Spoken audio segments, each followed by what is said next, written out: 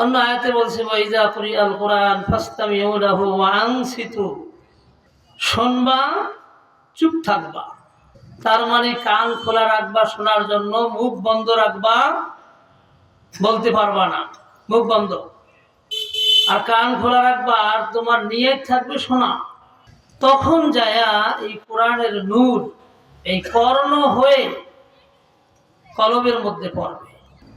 পরে যখন কলবের ভিতরে হেদায়েতের নূর আসবে, এগুলা অঙ্গ প্রত্যঙ্গের ভিতরে ফুটে উঠবে।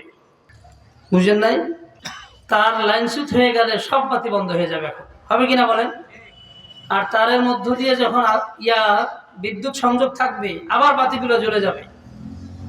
তো অন্তর যখন পরিষ্কার হবে, হাতের ব্যবহার ভালো হয়ে যাবে, চোখের দেখা ভালো হয়ে যাবে, মুখের বলা ভালো হয়ে যাবে, অন্তরের পরিকল্পনা ভালো হয়ে যাবে। এটা কখন হবে? যখন কোরআনের শেফা আমার অন্তরে আসবে।